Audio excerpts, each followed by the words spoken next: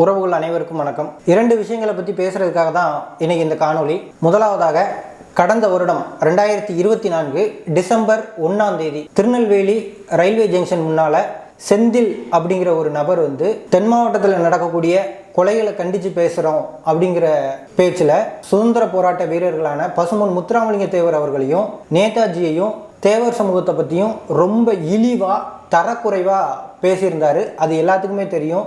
அவரை கைது பண்ண சொல்லி திருநெல்வேலியில் போராட்டம் நடத்தினாங்க. ஆனால் போராட்டத்துக்கு அனுமதி மறுக்கப்பட்டுச்சு. போராட்டம் நடத்த இருந்த நிலையில் தேவர் சமூகத்தை சேர்ந்தவங்கள கைதும் பண்ணாங்க.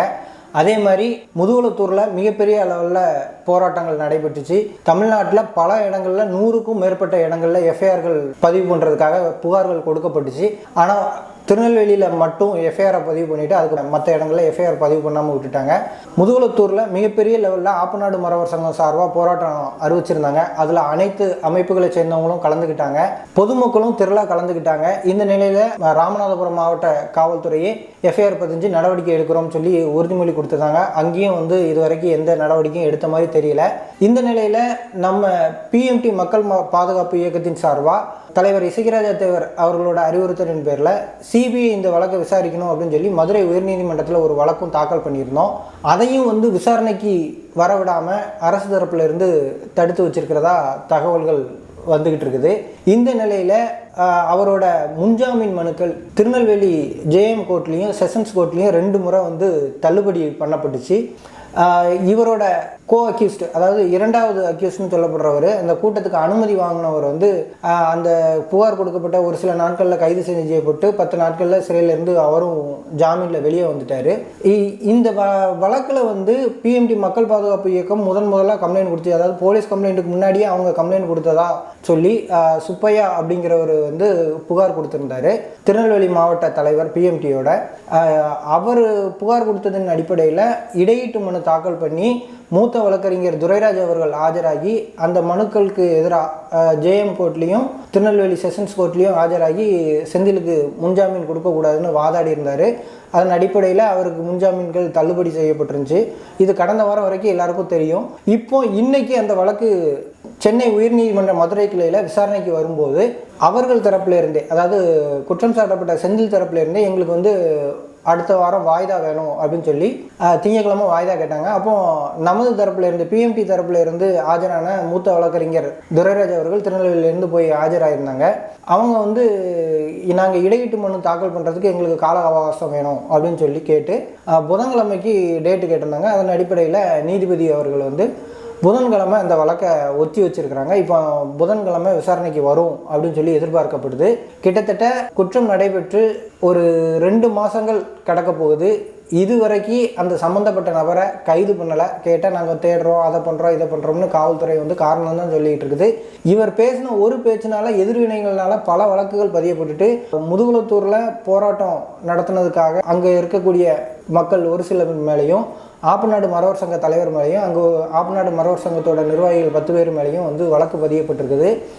இவ்வளோ பிரச்சனைகள் நடந்ததுக்கப்புறமும் காவல்துறை ஏன் இன்னும் கைது பண்ணாமல் இருக்குன்னு தெரியல. சரி, அது காவல்துறையோட இது. சிபிஐ விசாரணை கேட்டதை அதையும் கூட காவல்துறை தரப்பும் அரசு தரப்பும் தான் நிப்பாட்டி வச்சிருக்கிறதா சொல்கிறாங்க. அதை நம்பர விடாமல் கூட தடுத்து வச்சிருக்கிறதா சொல்கிறாங்க. எதனால இந்த அளவுக்கு ஒருதலை பட்சமாக காவல்துறை நடக்குதுன்னு தெரியல.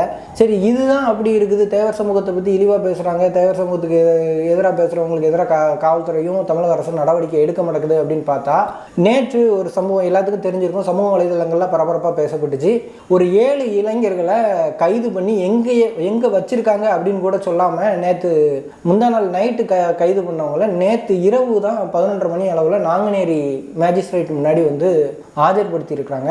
அதில் 3 பேரோட கைகள் வலது கைகள் உடைக்கப்பட்டதாகவும் சொல்லப்படுது. அதாவது திருநெல்வேலி மாவட்டம் ராஜவலிபுரம் ஊருக்கு ஒரு பிறந்தநாள் விழாவுக்காக முந்தா நாள் நைட்டு வந்துட்டு போயிருக்கிறாங்க ஒரு 6 பேர். அந்த 6 பேர் வந்துட்டு போகும்போது மூலக்கரைப்பட்டி பக்கத்தில் இருக்கிற ஒரு இடத்துல வச்சு அரெஸ்ட் பண்ணதா காவல்துறை தரப்பில் இப்போ சொல்கிறாங்க. கைது பண்ணி அதில் 4 பேரை மட்டும் நேற்று ஆஜர்படுத்திட்டு 3 பேர் எஸ்கேப் ஆகிட்டாங்க. அவங்கள ஒருத்தரை வந்து வேற முன்னீர்பள்ளம் ஸ்டேஷனில் வந்து தனியாக வழக்கு போட்டுட்டு 2 பேரை வந்து அதே சேம் வழக்கில் மூலக்கரப்பட்டியில் இருக்கிற பதியப்பட்ட ஒரு வழக்கில் கைது பண்ணி அவங்க 2 பேருக்கு தப்பிச்சு ஓடும்போது கைகள் உடைக்கப்பட்டதாக வந்து சொல்கிறாங்க. என்ன காரணத்துக்காக வழக்கு பதியப்பட்டிருக்கு, என்ன காரணத்துக்காக கைது செய்யப்பட்டாங்க அப்படின்னு பார்த்தா, இப்போ புதுசாக ஒரு காரணம் சொல்கிறாங்க. இதுக்கு முன்னாடி என்ன பண்ணாங்கன்னா, ரோட்டில் ஒருத்தன் போய்கிட்டு இருந்தால் அவன்கிட்ட வழிப்பறி பண்ணாங்க, அப்போ தெரிச்சு ஓடுனாங்க, அங்கே உள்ள கலவரம் ஏற்படுற சூழ்நிலை ஏற்பட்டுச்சு அப்படின்னு சொல்லி பிட்டப்பை போட்டு குண்டாஸ் அடைக்கிறதுக்கான வழியை பண்ணுவாங்க. ஆனால் இப்போ 2025 இப்போ ஒரு புது ட்ரெண்டை ஃபாலோ பண்ணுறாங்க காவல்துறை. என்னென்னா, கூட்டமாக சதி சேர்ந்து ஒரு திட்டத்தை தீட்டினாங்க, அப்போ நாங்கள் அந்த இடத்துல இருக்க தகவல் கிடச்சி நாங்கள் அந்த இடத்துல போய் அவங்கள பிடிச்சோம் அப்படிங்கிற மாதிரி ஒரு எஃப்ஐஆரை போட்டிருக்காங்க. என்ன சதி தீட்டினாங்கன்னு தெரியல. ஏற்கனவே சதி திட்டம் தீட்டி சமூக கலவரத்தை உண்டு பண்ணுவேன், நாங்கள் 96 கலவரம் மாதிரி கலவரத்தை உண்டு பண்ணுவோம்னு சொன்னவங்களெல்லாம் இது வரைக்கும் கைது பண்ணலை. ஆனால் இவங்க ஏதோ சதி திட்டம் தீட்டுவாங்கன்னு முன்னக்கூட்டியே இவங்களுக்கு தெரிஞ்சு அதை முன்னக்கூட்டியே போய் தடுத்து இவங்க போய் கைது பண்ணி அவங்கள 2 பேர் வந்து கீழே விழுந்து கையை வேற உடைச்சிட்டாங்க அப்படின்னு சொல்லி காவல்துறை சொல்லுது. அதையும் நம்மளும் நம்ப வேண்டியிருக்குது, நீதித்துறையும் நம்ப வேண்டியிருக்குது, மக்களும் நம்ப வேண்டியிருக்குது. இது வந்து தேவர் சமூகத்துக்கு மட்டும்தான் வந்து தொடர்ந்து இது மாதிரியான சம்பவங்கள் நடந்துக்கிட்டே இருக்குது. இதை நம்ம எதிர்த்து போராடவும் முடியல. ஏன்னா அவங்க ஏற்கனவே வந்து அந்த இதில் பாதிக்கப்படுறவங்க எல்லாருமே குற்ற வழக்குகளில் சம்மந்தப்பட்டவங்க. அவங்க காவல்துறையால் மிரட்டப்படுறப்போ இது மாதிரியான சம்பவங்களில் திரும்ப பிட்டப் கேசஸ் போடும்போது வெளியில் வந்தாலும் திரும்ப நம்ம மேலே வழக்கு போடுவாங்க. இதே மாதிரி இப்போ கையை உடைச்சிட்டாங்க, திரும்ப காலை உடைச்சிருவாங்க, இல்லை என்கவுண்டர் பண்ணிடுவாங்க, சுற்றுவாங்க அப்படிங்கிற பயத்தில் வந்து மேற்கொண்டு நடவடிக்கைகளுக்கு போகிறதில்ல. ஆனால் காவல்துறை அதை ஒரு அட்வான்டேஜாக எடுத்துக்கிட்டு நீங்கள் திருநெல்வேலி மாவட்டத்துக்குள்ளே, குறிப்பாக தென் மாவட்டத்துக்குள்ளே எங்கே வந்தாலுமே ஒரு தப்பு பண்ணியாச்சுன்னா திருநெல்வேலி மாவட்டத்துக்குள்ளே வந்தால், இல்லை தென்காசி மாவட்டத்துக்குள்ளே வந்தால், தூத்துக்குடி மாவட்டத்துக்குள்ளே வந்தாலே நாங்கள் பிடிப்போம், பிடிச்சி இது வரைக்கும் பிட்டப் கேஸ் போட்டுட்டு இருந்தாங்க. இப்போ கையை காலை உடைக்கிற அளவுக்கு வந்து காவல்துறைக்கு அந்த அளவுக்கு ஒரு சுதந்திரம் கொடுக்கப்பட்டிருக்குது. இது எதில் போய் முடிய போகுது அப்படிங்கிறது தெரியலை. கேட்டால் என்ன சொல்லுவாங்க, குற்றவாளிகளுக்கு மட்டும்தான் வந்து மனித உரிமை இருக்குதா, பாதிக்கப்பட்டவங்களுக்கு இல்லையா அப்படின்னு. சட்டத்தின் பால் அவங்களுக்கு கொடுக்கப்பட்டிருக்கிற உரிமையை வந்து அவங்க ஃபாலோ பண்ணணும். அது யாராக இருந்தாலும் சரி, சட்டப்படியான நடவடிக்கைகளை எடுக்கணும். காவல்துறையே வந்து சட்டத்தை கையில் எடுக்கிறதுங்கிறது அதை யாராலையும் ஏற்றுக்கிட முடியாது. மறுபடியும் குற்றவாளிகளுக்கும் காவல்துறைக்கும் வந்து வித்தியாசமே இல்லாத ஒரு சூழ்நிலை உருவாயிரும். அதுதான் வந்து கிட்டத்தட்ட இப்போ நடந்துக்கிட்டு இருக்குது. இப்போ இந்த வழக்கில் மேற்கொண்டு சட்ட ரீதியாக போக போகிறதா சொல்லியிருக்கிறாங்க பாதிக்கப்பட்டவங்களோட குடும்பம். அதனால் மேற்கொண்டு வேறு எந்த போராட்டங்களும் நடைபெறாமல் இருக்குது. இதை நீதித்துறை தான் இதில் கவனம் செலுத்தணும். இன்னொன்று, நம்ம மக்கள்கிட்ட விழிப்புணர்வு வேணும். இது மாதிரியான சம்பவங்கள் தொடர்ந்து தேவர் சமூகத்துக்கு எதிராக மட்டும்தான் நடந்துக்கிட்டு இருக்குது. மற்ற சமூகத்தில் வந்து கொலையே பண்ணால் கூட, இப்போ சமீபத்தில் நடந்த கொலைகள் உங்களுக்கு தெரியும், அப்பாவிகள் கொலை செய்யப்பட்டால் கூட அந்த கொலை செய்யப்பட்ட சம்பவங்களில் அவங்களுக்கு எந்த தண்டனையும் வழங்கப்படுறதில்ல.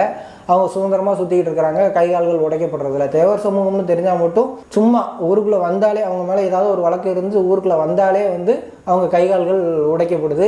இப்போ இந்த வழக்கை பொறுத்த மட்டும் பார்த்தீங்கன்னா, ஒரு பிறந்தநாள் கொண்டாடுறதுக்காக தான் வந்திருக்கிறாங்க. அந்த பிறந்தநாள் கொண்டாடினாங்கல்ல, ராஜோலிபுரத்தை சேர்ந்த ஒருத்தர், அவருக்கு வந்து எந்த வழக்குகளுமே கிடையாது. அவரையும் வந்து மொத்த 6 பேருக்காவது ப்ரீவியஸ் கேசஸ் இருக்குன்னு சொல்லலாம். அவருக்கெல்லாம் எந்த வழக்குமே கிடையாது. அவரையும் கூப்பிட்டு எஃப்ஐஆர் போட்டு இந்த வழக்கோடு சேர்த்துருக்காங்க. அப்போ திரும்ப வரும்போது அவரும் வந்து திரும்ப இதே கேஸில் போகிற மாதிரி தான் ஆகும். அவருக்குன்னு பிள்ளைகள் இருக்குது. பிள்ளையோட பிறந்தநாளை கொண்டாடினதுக்காக சொந்தக்காரங்க வந்திருக்காங்க, கூட 2-3 பசங்க வந்திருக்காங்க. அதனால அவருக்கும் இந்த தண்டனை. இந்த தகவல்லாம் இப்படி இருக்குது. இதை மக்கள் நீங்கள் தெரிஞ்சு வச்சுக்கோங்க. இது எந்த மாதிரி எதிரொலிக்கும், எதிர்காலத்தில் என்ன மாதிரி முடிவு எடுக்கணும் அப்படிங்கிறத மக்கள் தான் முடிவு எடுக்கணும். ஏன்னா நம்மக்கிட்ட ஒற்றுமை இல்லை. எத்தனையோ முறை சொல்லியாச்சு, ஒரு பிரச்சனைன்னு வரும்போது ஒற்றுமையாக இருந்து செயல்படும் போது தான் அதுக்கான தீர்வுகள் கிடைக்கும். ஆனால் இங்கே பல இயக்கங்கள் பல மாதிரியாக பிரிஞ்சு இருக்கிறதுனால ஒரு ஒற்றுமைக்கான சூழ்நிலை உருவாகிறதுக்கான வழியும் இல்லை. ஒரே மாதிரியான குரல்களும் எழுதுறது கிடையாது. இந்த மாதிரியான விஷயங்கள் வன்மையாக கண்டிக்கத்தக்கது. ஆனால் நம்மக்கிட்ட ஒற்றுமை இல்லாததுனால இது மாதிரியான சம்பவங்கள் தொடர்ந்து நடைபெற்றுக்கிட்டே இருக்குது. இதுக்கான தீர்வு என்ன அப்படிங்கிறத நம்ம சமுதாயத்தில் உள்ளவங்க கண்டிப்பான முறையில் ஆராயணும். பசுமன் முத்துராமலிங்க மக்கள் பாதுகாப்பு இயக்கத்தோட தலைவர் இசைராஜா தேவருக்கு இதை கவனத்துக்கு கொண்டு போயிருக்கோம். முதல்ல சட்ட ரீதியாக கொண்டு போவோம். ஏன்னா போராட்டங்கள் பண்ணால் அதைத்தான் எதிர்பார்க்குது கவர்மெண்ட்டு.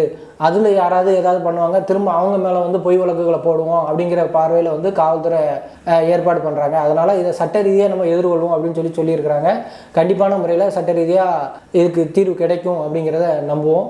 வேறு ஏதாவது தகவல்கள் இருந்துச்சு அப்படின்னா கண்டிப்பான முறையில் சொல்கிறேன். நன்றி, வணக்கம்.